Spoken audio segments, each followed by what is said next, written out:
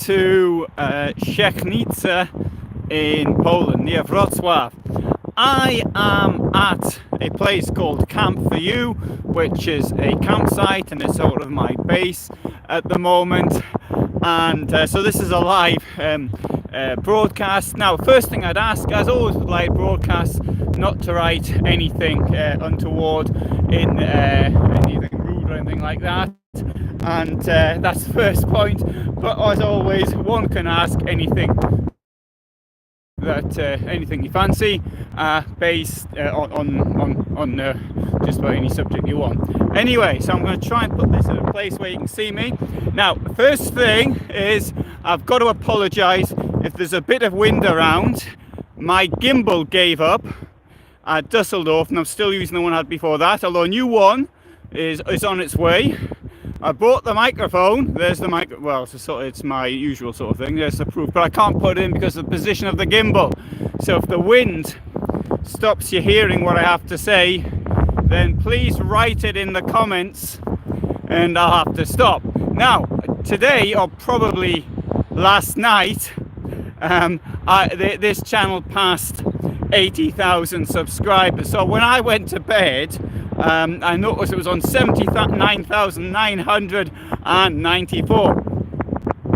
So I don't know quite when it passed, if it was today or yesterday, but that's really good. I'm very pleased to get that. So thank you to everybody who subscribed. And so that for me is really good news. Strange thing is, when I passed 50,000 2.5 years ago, it was during lockdown. I was also here in Szczechnica. So this must be my lucky place to be. And I didn't think it was going to pass in September. I did think it would happen in October, but not in September. So here in Poland, it's quite, as you can see, I'm dressed. It's still relatively good weather, although I just spoke to my mother in the UK and she confirmed the same to me. Having said that, having had the hottest summer of my life, or in fact possibly the hottest summer, I don't know, it might have been, well, since records began, and now to feel cold and feel cold in the van.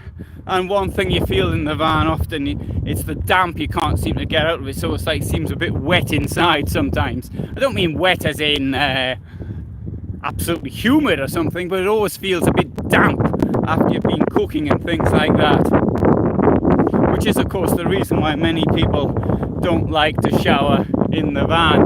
But now it's come back to my memory. I can remember what it was like, and not having been cold for 6 months or so, bang, it's come back. So, well, it did on the journey anyway. So when I was here last week, I went to a place called Fulda in central Germany, and I went to a new event there. That event is called Camper and Vans, or Campers and Vans, or something like that. And I thought it was a really good little event. And there was more than 120 vehicles there, which is quite a lot, really. One doesn't normally expect that many vehicles at an event for the first time. And I only went because it was more or less en route for me. I didn't have to go much out of my way. And so I was really glad to have gone there. And I think I'll now have to go to Dusseldorf anyway. And from Dusseldorf, I normally travel east. I didn't last year, but I normally travel east. Then that would seem to be a good direction to take for the future. So I shall be going there on a more regular basis. As for me, for this year, the season of attending events is now over. So I'm going to do 4. I'll put Fulda in now as a regular one. There's Bad Kissingen in June, Dusseldorf in August, September, and there's Stuttgart in January. So I think that'll do for in general. So sorry, got a first comment here. Sorry. Oh, congratulations! Thank you. So thank you very much. Yeah, I'm feeling quite happy about it. 100,000, if it ever gets that far, of course. But at 100,000, YouTube sends you a plaque. And what I'll do is I'll hang the plaque up on the wall in my van. And the way things are going, I presume it'll still be the same van then as it is as it is now. Although I would like to have another one. In the summer, I don't really feel it. Oh, hello, Wisconsin. Thank you. And I don't really feel it. Thank you. I don't really feel the need for a different van in the summer, but in the winter, I certainly do. It is a bit cold in there, so the insulation isn't that good. And if I'm staying in last year wasn't it? It was February last year. It was minus 22 outside, and I was in the van. Okay, it was all right, but I managed. And thank you again.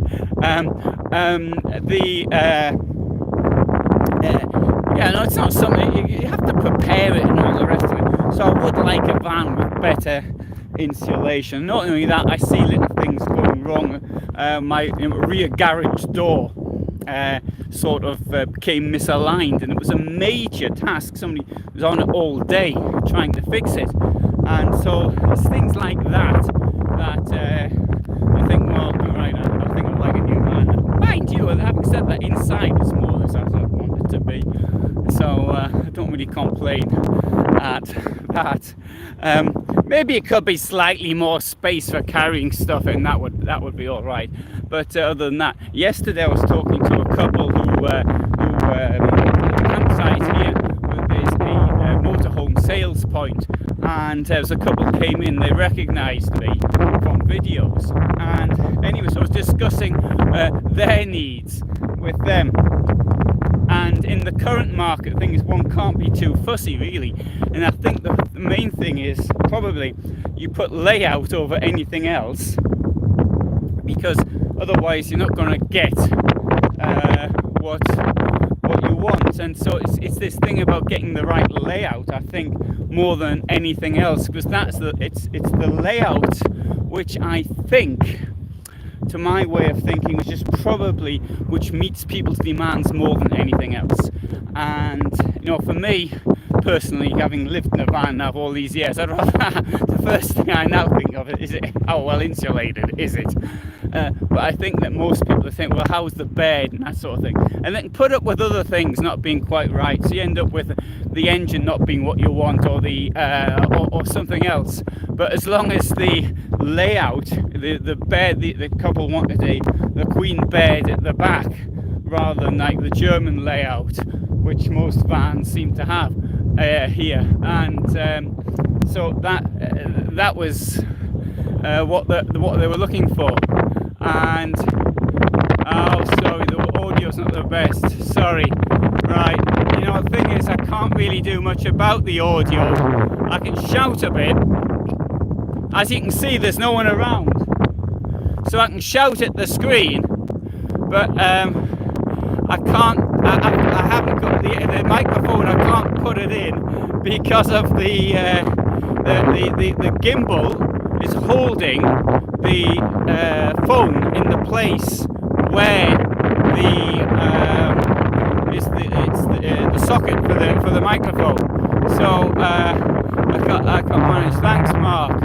And anyway, so yeah, I intend to keep it up. I've now got from Dusseldorf, I've got about 120 videos, 4 videos, something. Actually, it's not really windy here. It might look it, but it's, if it were really windy, I wouldn't be walking around like this, for example. Probably. No, it's the end of it is the end of September after all. It's now autumn, and but I'll tell you what we'll have to do is maybe I shall continue this talk at a time when the wind isn't so strong. That's to say, once I've got my new gimbal, I've got a gimbal coming which is a Zyhund Smooth Q4. If anybody wants to advise against it, it's too late because I've already paid for it. I think apparently it's already on its way here, and so hopefully that will be easier to use than the one I'm using now, which is DJI Osmo 2, which was not designed for this telephone anyway. It was for the Samsung S7. It was a good gimbal for that, but for this it was just Samsung S10 Plus. It's not so good for that, and yeah, I can't do anything about it. And yeah, change the microphone. No, no, I can't change. That isn't going to, changing the microphone isn't going to resolve the problem. It's the socket. You've got to change the gimbal, and once the gimbal is changed, then I can change the I can use the normal socket I use, which is the in fact I've got a it's not the dedicated one, that headset that came with the telephone, but it's an additional one which I bought, so I thought the qualities were quite good. So right, okay then, so thanks very much for being here today on this really nice day. This is one of the dikes on the Oder River here, which I'm walking on right now. The Oder River is about 3 kilometers or so over there, and I did a video in August about the poisoning of the Oder River, and it's still not known what poisoned it. Anyway, come on to that in a different time. Thanks for being here. Thanks for those of you subscribed. 80,000. I'm very, very pleased that it's got this far, and all the best from me in Poland. Bye for now.